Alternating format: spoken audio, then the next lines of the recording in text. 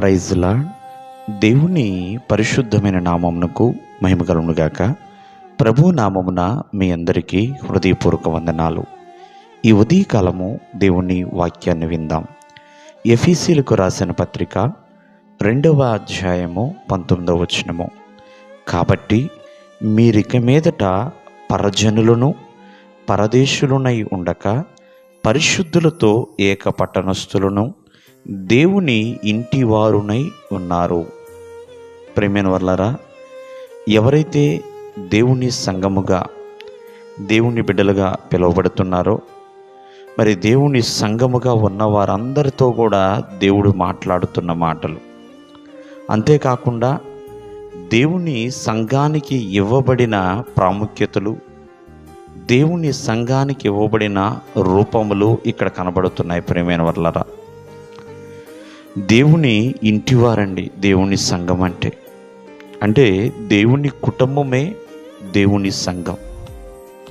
అంతేకాదు, సంఘానికి ఇవ్వబడిన రూపాలలో దేవుని రాజ్యము ఒక రూపము.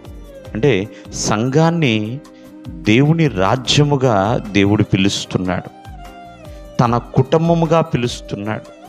అంతేకాకుండా అపొస్తలులు ప్రవక్తలు వేసిన పునాది మీద మీరు కట్టబడి ఉన్నారు అంటే దేవుని కట్టడముగా దేవుడు పిలుస్తున్నాడు. అంటే దేవుని చేతిలో నిర్మించబడిందండి సంఘం. అందుకని దేవుడు సంఘమునకు అటువంటి ప్రాముఖ్యత ఇచ్చాడు. ఎల్లప్పుడూ కూడా అభివృద్ధి పొందేదే దేవుని యొక్క సంఘం అండి.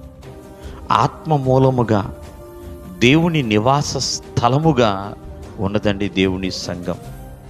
కావున ఏ దినము కూడా సంఘముగా ఎవరైతే పిలువబడుతున్నారో వారు దేవుని దృష్టిలో చాలా విలువైన వారు. సంఘమును దేవుడు తన రాజ్యముతో పోలుస్తున్నాడు, తన కట్టడముతో పోలుస్తున్నాడు. ప్రియమైన వర్లారా, ఆ విషయాన్ని మరవబాకండి.